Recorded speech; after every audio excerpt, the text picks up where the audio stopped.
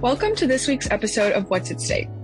I'm your host, Lizzie Johnson, a Senior Associate from Penta's DC office. This week's episode is a special one. In honor of International Women's Month, we have a truly international episode featuring 3 of my awesome colleagues from around the globe. Joining the conversation is Deborah Giam, a Managing Director out of our Singapore office, Louise Ford, a Deputy Managing Director out of our London office, and Ylan, a Managing Director out of our DC office. Today, I am thrilled to chat with them about the career experiences that they have had thus far and the advice that they have for young professionals like myself. Welcome to the show, Deborah, Louise, and Ylan. Hi, so glad to be here. Hello. Hi, everybody. So glad to have you guys.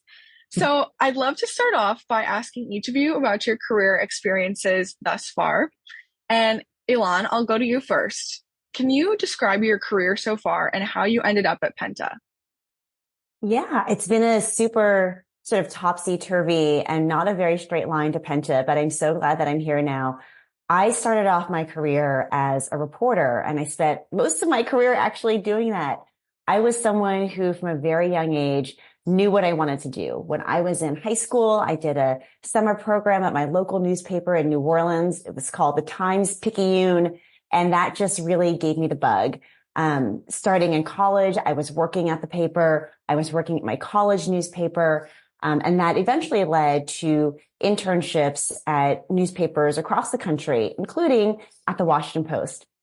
When I got to the Washington Post, I absolutely loved it. I loved living in DC. I loved the excitement of being a reporter. And one thing I also really enjoyed was that as a reporter, even at a place like the Post, you got to do a lot from the very beginning. They just sort of threw you in and said, sink or swim, figure it out, go report on these stories. And so you had a lot of opportunity to really be entrepreneurial and a lot of opportunity to showcase what you can do even at the beginning of your career. So I ended up staying at the Washington Post for 15 years and spent the majority of my time there covering business and economics and finance. I was there for the great financial crisis in 2008, when the world felt like it was going to implode. Little did we know that another financial crisis was going to be coming down the road eventually, though there's always another crisis around the corner, I guess. But it was a really formative time for me. I really enjoyed my time as a print reporter, but eventually I started doing more and more television, and that's how I ended up at CNBC, where I was an on-air correspondent for about 6 years. And I learned a lot there as well. It was a super intense lifestyle. I was there during the Trump administration, reporting on everything from tax reform to tariffs, to January 6th. So it was really, just a historic chapter in our country. And it was amazing and exhausting to have a front row seat to that. So I decided once that period of time was over that I needed to change. And I had always admired the work that the folks at Penta had done. I'd known a lot of people who had worked at Penta over the years. And so it felt like a natural place to come to when I was ready to make that transition to the other side of the table. So that's how I ended up here. And I'm so glad that I get to work with folks like you, Lizzie. Yeah, we're so glad that you ended up here. Deborah, what about you? Can you tell us about your career so far? My career is very wide and very varied, a little bit like Ylan. I started off as a journalist, mostly in women's magazines, so feature articles and things like that. I moved on to doing a lot of digital work. At that time, there were a lot of magazines and there were a lot of publications who were setting up their own websites. So I actually spearheaded quite a number of websites during that time, doing the content strategy and things like that. Then moved into several different other content roles. I did a little bit of content marketing over at Yahoo, and then, set up another website with Singtel Digital Media, which unfortunately no longer exists. Actually, a lot of the websites I set up no longer exist. But then it was very interesting times. I also have done a couple of in-house roles as well. So I've done communications in-house for an agriculture company, for a pharmaceutical company, and for a hospitality company. And along the way, also hold some stints at some public relations agencies. And now here I am at Penta. That is quite a varied career, and I'm so excited to ask more about it throughout this conversation. Louise, can you tell us a little bit about what your experience has been like? So I think this is a bit of a theme here, but I would also say mine has not been a very straightforward route to this. Slightly different reasons, I think. So I started off working in media insight or intelligence and research, that sort of thing, but as an analyst, and then worked in London, worked in Chicago in kind of media research. And then we had our eldest son, and everything kind of changed a little bit. We were keen to have one of us at home, not necessarily full-time parent, as they say, but someone around. Childcare fees, all of those things are problematic. So the next 15 years after that, I was self-employed and kind of pretty much fit my work around the kids. So weekends, late nights, set up a couple of very small businesses in kind of varying fields, and then also kept my hand in with a little bit of freelance analysis as well. And then probably, I think it was back in 2017, started doing some freelance analysis work for what was then Alba. But again, at that point, I pretty much assumed that like my time in the corporate world was kind of done, I'd been self-employed for 15 years. I couldn't really see how, as much as I had those kind of transferable skills, I kind of thought, I knew women who had come back into the workplace having had a long time out and were lost. And I was not like lost in the sense of I was savvy with what was being done. I had client relationships. I had people who were working for me kind of on a small scale. But I know this is difficult to get back into. And then kind of COVID happened, and the businesses that I did run were not feasible in that time. They kind of started to fold a bit, and I got more work on the analyst front. And then after COVID, suddenly remote working was a possibility, and things changed. And I came back on as a full-time employee. And then I think was very lucky to have a boss who kind of spotted sort of skills I had, experience I had that maybe were not the traditional route into, a more senior position, but he could recognize that they were valuable.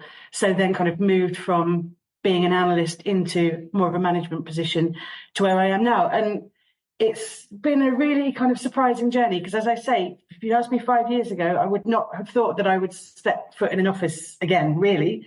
I was very much work from the sofa, working on a Sunday night, that sort of thing. But I love it. It's giving me an opportunity I think I hadn't realized I needed and wanted, and all of those things. We're still able to come to the office some of the time. We come to the office some of the time. We're at home some of the time. So our kids are now that bit older, so it's not so much of a problem there. But I think it's a slightly different journey, and one that occasionally gives me that little bit of imposter syndrome when I think I don't necessarily have the sort of robust and necessarily straightforward, like obviously relevant experience that everyone else has. But it really makes me see the value of where I am now, and having people within a business who understand that your skills are not necessarily what's on paper, So that's mine. Well, you have no idea, or maybe you can remember, but what it feels like to be in my perspective, closer to the beginning of my career. It's incredibly comforting and cool to hear about how varied your career paths all can be. And you've ended up in such a cool place at Penta. So thanks for sharing that, everyone. One thing that we talk a lot about at Penta is the importance of a company's stakeholders. So I'm curious about what your careers have taught you about the importance of stakeholders before arriving at Penta. I think it's quite an interesting question, because if you think about it, even as a child, you have stakeholders to deal with. That's your parents, your teachers, your siblings, your friends. And the amount of importance each one takes just changes a little bit as you get older. And that's obviously before you start work. And then you realize, okay, actually, there are a lot of different people that you need to manage at any given time. And I think that's one of the things that you realize quite quickly when you're working, because there are people that you need to update and inform, and there are people who obviously you would need to report to. So it is part and parcel of working, really. Some of the previous jobs that I've had, internal communications was actually a very big part of that.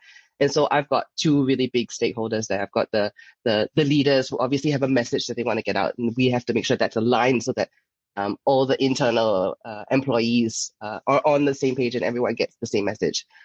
So I think if you just look at it, you've got different types of stakeholders in your life all across the board. Yeah, I agree with you, Deborah. I think that I didn't think of it this way before I came to Penta, but it is such a useful framework in order to sort of analyze the relationships we have and how we manage them. So before I came to Penta, I frequently dealt with multiple stakeholders, external stakeholders who are the sources and the people that I'm reporting on, right? It wouldn't just be the principal or whoever's making the news. It's trying to make sure you hear perspective from all sides so that you understand maybe the challenges of a proposal or a policy, maybe the possibilities of that proposal or policy, making sure that your story reflects the varied viewpoints. Because one thing that we've had to guard against here in the US is making sure that we're not just in a silo and we're not just like thinking about things in one way. We're really reflecting all the perspectives that are possible. So those are the external stakeholders, right? But there are also the internal stakeholders that I had to work with. So as a television reporter in particular, it's all about teamwork, right? I'm the person who's standing in front of the camera, but there's somebody who's standing behind that camera, right? Making sure that I look my best. There's my producer who's standing off to the side, who is, reporting with me, helping to coordinate with transmission, helping me every single step of the way. She was really my ride or die. And then there's the folks you don't even see who were in the control room, who are calling up my graphics, who are calling up the chyrons, who are making sure I stayed at time. There's a whole team effort involved in getting somebody on air, and being able to work with those people, being able to build relationships with them is all extremely important to making sure that what you see is completely seamless and smooth. So I would say that, I didn't realize it. But I was working with a lot of external and internal stakeholders before I came to Penta. And now at Penta, I think that the company really spends a lot of time thinking about our employees, how can we support them, and the importance of your workers as a key, one of the four corners and one of the key pillars of our stakeholder community.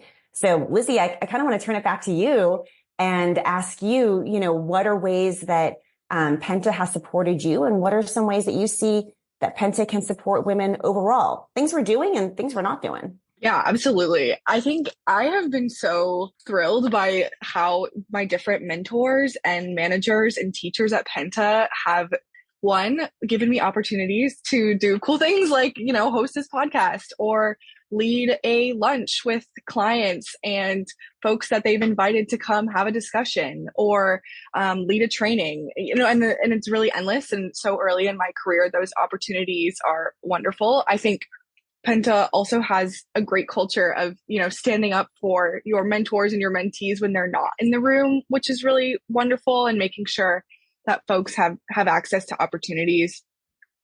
Another thing that we do really well, I think, is helping young people figure out what they might want to do with their career. So, stakeholder solutions is really cool, and the work we do is great, but it's probably not going to be for every single person who tries it. And because of the super cool experiences that our different leaders have, there's so much to learn just from having coffees and conversations and speaking with folks about what they've been up to throughout their career. And people have been so incredibly generous with their time, with introducing me and my peers to other people who might teach us things.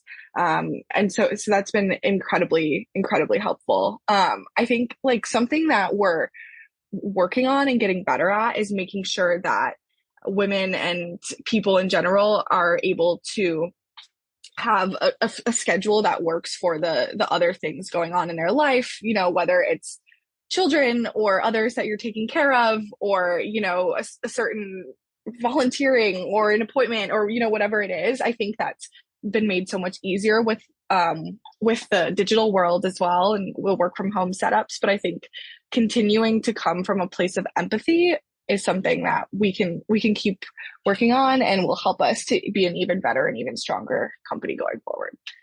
I'd be curious to hear from you all too. a little bit further into your career than I am, how you feel like your different companies and organizations have made you feel supported in the workplace. So I think it comes down to that flexibility. And I think often some of the companies sort of had their hands forced a little bit by, a global pandemic, which sort of shifted working attitudes.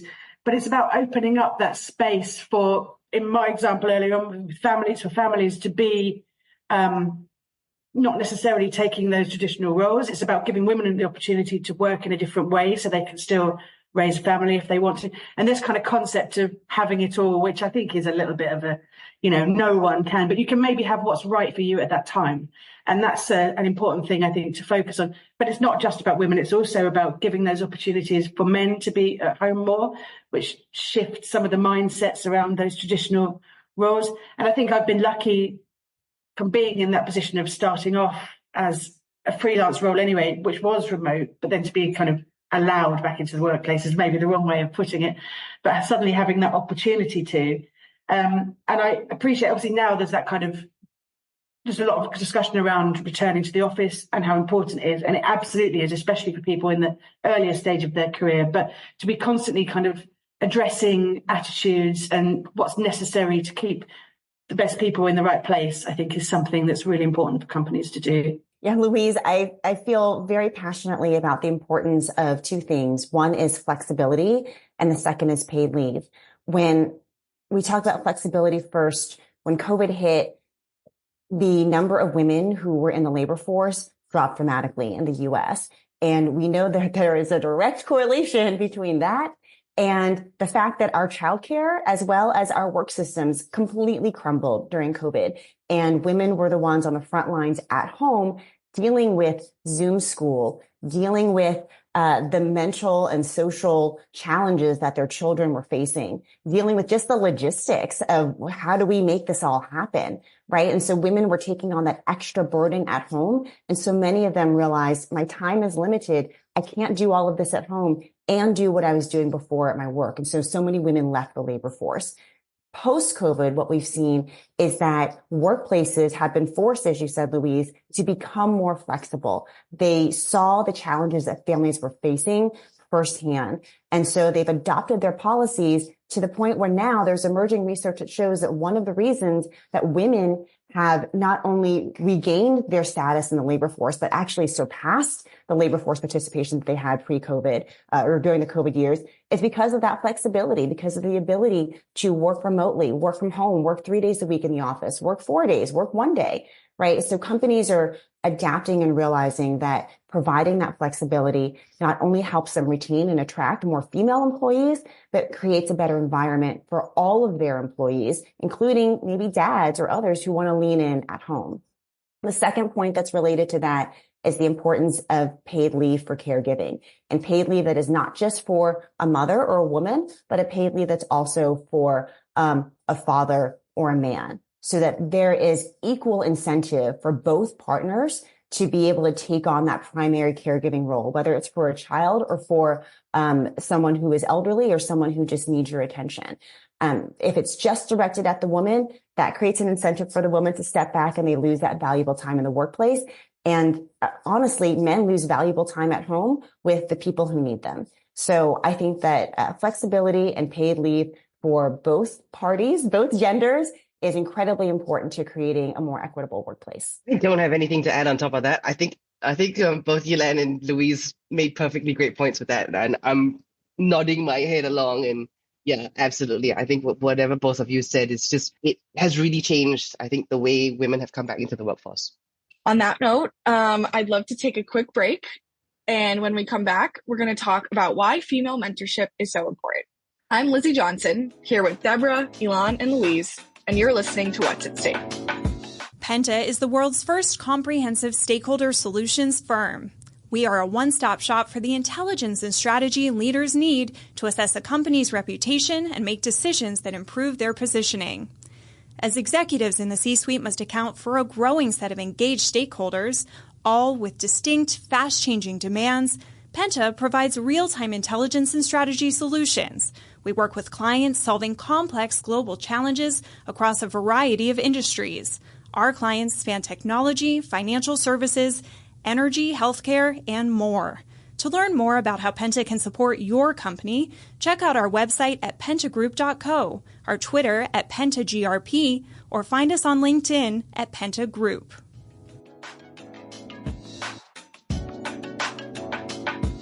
I'm Lizzie Johnson, Senior Associate here at Penta, and you're listening to What's at Stake.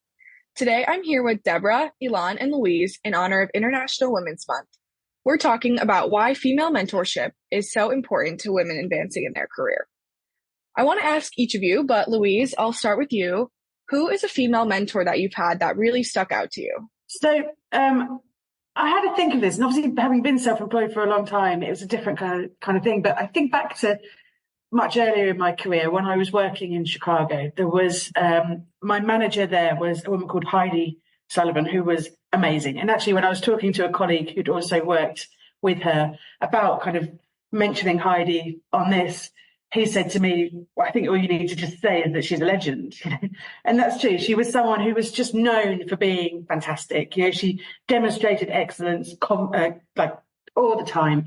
She was funny. She was engaging. She showed empathy. This is a huge generalization, but I think there used to be this kind of idea that for women to succeed in the workplace, they had to become tougher, more hard-nosed, and, match up with these sort of stereotypes of what male leaders were like. And I worked with a few of those people, certainly. And Heidi she was not like that. She was tough and she was strong and she was all the things you needed to be a leader. But there was no heartlessness about her. She was warm, engaging, everything. And she made people feel valued. She understood everyone who worked for her. She understood their strengths, what they needed to improve on. But she was someone she was always about change, about improvement. And she really shook up the part of the business that I worked in that was quite old-fashioned at that point, stuck in old ways of doing things. We were still referring to kind of websites and online, and blogs and online kind of media as new media, which kind of dates it somehow. And people just some people who were working there didn't have that attitude of why we needed to shift. It was, we've been doing this for decades and decades and decades. We know what we're doing. And Heidi was someone who said, yeah, but there's opportunity to do more. There's opportunity to do it better. And it's something that has stuck with me throughout that. It's like, yeah, you might be doing it brilliantly, but can you make it even better than that? Can you change it?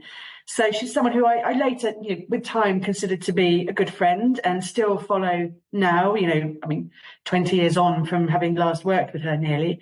And I'm really pleased to see she's now someone who is absolutely respected in her field, has gone on to do brilliant things. But yeah, for me, that's someone who will always stick in my mind. She seems amazing. I want to meet her. What about you, Ylan? Well, she doesn't know I'm going to call her out, but I would say that Cecilia Kong is probably one of the most important female mentors I've had in my career. Cecilia was a reporter with me at the Washington Post, and now she's a technology reporter at the New York Times.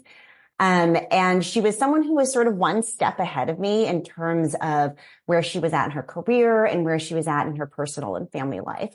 So her kids are going off to college now and mine are in elementary school, but I was able to watch her and to see how she juggled things, how she lived her life, and realize, okay, this is doable. It's not pretty, it's messy, but you can make it happen and you can make it work. And I used to call her my mommy mensch because she would, if I was sort of struggling and not sure what to do and in a sort of a tough place, I knew that I could always turn to Cecilia, and she would give me great advice and have my back and just kind of give me that support that I needed in order to keep going, make me realize that it would be okay and I would figure it out.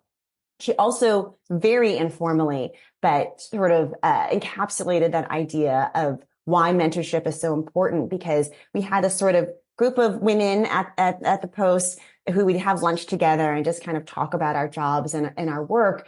And Cecilia would say, okay, so we're going to be each other's cheerleaders. Like, we're going to tell everybody else in the organization, at the newspaper, that like how great the other person is, right? We're going to work together to do this. And it wasn't, that systematic, but we knew that if there was an opportunity, someone else was going to tell the world about how great we are, right? We didn't have to do it all ourselves. There was going to be someone else in our circle of trust who could do that for us. And I think that was incredibly important in building that network and building names for ourselves inside the organization as well. Absolutely. And I think it's so clear, once you get into the professional world, how there's really a space for everyone. It doesn't have to be a competition. It's going to work so much better when you work together and stand up for each other and work as a team. So I love to hear it called out so explicitly like that. Deborah, do you have a favorite mentor you'd like to share about?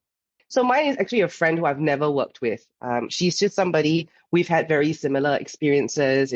Our life situations are also quite similar. She's in a C-suite position, so we talk about work. We talk about how we deal with things. And I think what's very important is that we both provide each other with a very safe space. So there's no judgment. There's no emotion that we put into it. It's like, hey, I'm going through this thing. Sometimes it's like, am I overreacting? She'll be like, no, we just have to look at the facts that way. Or she'll come to me and she'll be like, I'm really upset about this. What's going on? How should I be looking at this? So it's just us providing that space for each other to be able to talk through whatever it is that you've got on your mind.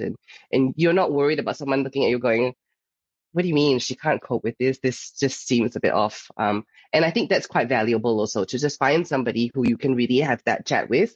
And that whatever it is and whatever decision you make in the end, they've got your back and they'll support you as well. Absolutely. Your answers have already touched on this a lot, but curious if you have any other thoughts on why this mentorship, especially from females, is so important for people that are starting off and young in their careers. I actually threw this question to my team because I've got some quite young women on my team, and I said, hey, tell me, how is it different to have a woman as a leader rather than as a man? And so they said a lot of the catch-ups that we have and the one-on-ones that we have feel like little mentorship, mini mentorship meetings. And in a sense, because I'm further along in my career, any doubts or any uncertainties they have, they can ask me about it, and they feel like, okay, she gets it because she's obviously been through it, and it's something that maybe male bosses don't quite get. It's not by any fault of theirs. It's just something that as a woman I would be able to understand a little bit better. And another one said, seeing a woman in a position of authority is a really, really powerful example of diversity and representation. Seeing somebody who is there, and it makes them feel like, okay, you know what? I can get there too. I just need to know that, it can happen, and I will have a path, and it will be leading to somewhere that will take me great places. Yeah, I really agree mostly with that second. I agree with everything you said, but the second part really kind of struck a chord with me. So I'm a governor at a local school as well, and last year went on a course that was to do with diversity, inclusion. And there was something they talked about that really resonated with me. It's just something I hadn't thought about, which was to do with visibility, representation, as you're saying, and how important it is. And the concept here was they were saying, if you're saying to children from a background that is not typically represented in that career, you can be anything you want, but yet you have no people in that role. What they look at when they're thinking a very simple term, they look at that and they say, well, you're saying that, but it's not true, is it? It's not happening. So as much as anything else, I think for women earlier in their career, who obviously there are challenges for everyone, and I think mentorship is important for anyone in their career, but I think women do still face challenges in the workplace that maybe men don't. And there are still barriers that exist, struggles that are often specific to women. And that having women in leadership positions, women who are mentors, who can say, here I am, as much as anything else, it's just recognition, it's visibility, that could be me, as you say. And I think probably the best way of showing that a company is truly diverse is to demonstrate it. And that's the best lesson you can be giving to young people is we do what we say. Yeah, I absolutely love that. So thinking about as I move forward in my career and think about maybe next steps or how to keep growing, I would be really curious for your guys' thoughts on how to network in a way that comes across as really professional, but also authentic and, making sure that I'm really showing who I am as a professional and as a person. I think a couple of things, Lizzie. I think that people want to help each other. I was actually just talking to a friend of mine who is going through a career change, who was nervous about reaching out to her network to ask for help. And I said, that's what we're here for, right? We're here to help you. We're friends, but we're also coworkers. We're also colleagues, and we want to see you succeed. So I think that, one, you'll be surprised by the number of people who understand, the purpose of a networking meeting and actually want to lean into that and want to support you.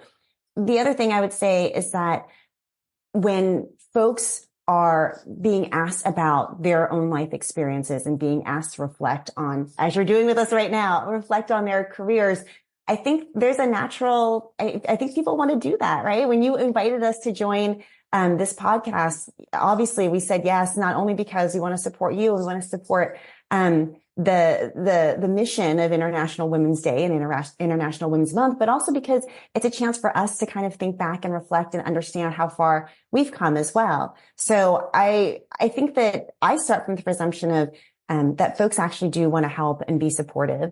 And if you ask, you'll be surprised what you receive. I think a part of that is also just having a natural curiosity. Like I've never sat down and talked to Ylan, and I've had little conversations with Louise, but they're always about work, and hearing both your stories, I have a ton of questions I would love to ask the both of you as well. So I think it's really trying to just ask people about their experiences. And like Ylan says, people are more than happy to help. So it's really understanding what each person can bring to your experience as well. And people are always very happy. Like if somebody comes up to me and goes, hey, actually, I was thinking about doing a career in PR, I'll be like, let me talk to you about it. No problem. And we're always happy to help each other. And I think that's what's really important, is that women should be helping other women like all the time. Absolutely. I love that. This is so fun. I feel so supported and so empowered after this conversation to go out and be mentored and be a mentor and just feel awesome. But before we wrap up here, I've already gotten so much awesome advice through this conversation, but wanted to give you each one more chance if there's anything else you haven't said that you would give as advice for a young professional and a young woman in the workplace.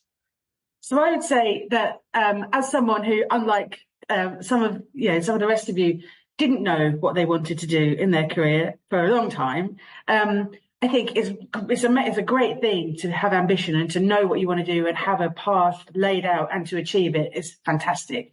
But also, I think it is important to remain flexible and open to opportunities that might be a direction you didn't know you were going to travel in.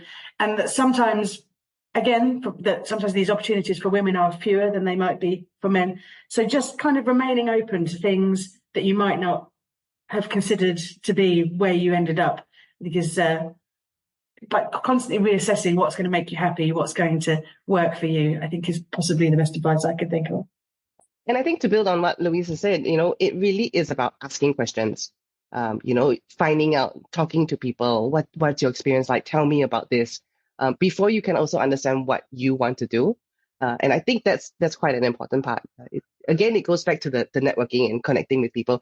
Just ask lots of questions. People, again, are very happy to share their experiences with you. And I would rather you spend this time asking all the questions and then knowing your answer rather than kind of pretending you kind of know it all and then stumbling through everything else. So I think it's ask the questions and ask as much as you need to. I'm going to bring it back to where we started, which is that none of our paths to Penta were a straight line. And I think that when you're starting out in your career, it's easy to feel like, where am I headed? What am I achieving? And that is important. And we want to see that drive. But at the same time, recognizing that, sometimes you're going to climb the ladder and sometimes you're going to go down the slide and sometimes you're going to go sideways across the monkey bars, right? It's a long career that's going to have many twists and turns. So I will leave you with a quote that I absolutely love from Ben Bernanke, who said this during a former Federal Reserve chairman, who said this during a graduation speech. And I thought it was a perfect line. He said, if you think you know where you're going to be 10 years from now, then you are sorely lacking in imagination. So with that, you don't know what life is going to bring. You don't know what your career is going to bring. But if you persevere, you'll have good days ahead. Wow. How about that for some inspiration for the day? Thank you guys so much for coming. I can't believe I didn't mention it until now, but we've actually, with our international conversation here, we are speaking across 13 hours of time differences. So we all came together to have this awesome conversation. Deborah, Ylan, and Louise, thank you so much for coming on What's at Stake. This has been a joy. To our listeners, remember to like and subscribe wherever you listen to your podcasts, and follow us on X at PentaGRP and LinkedIn at Penta Group. I'm your host, Lizzie Johnson, and as always, thank you for listening to What's at Stake.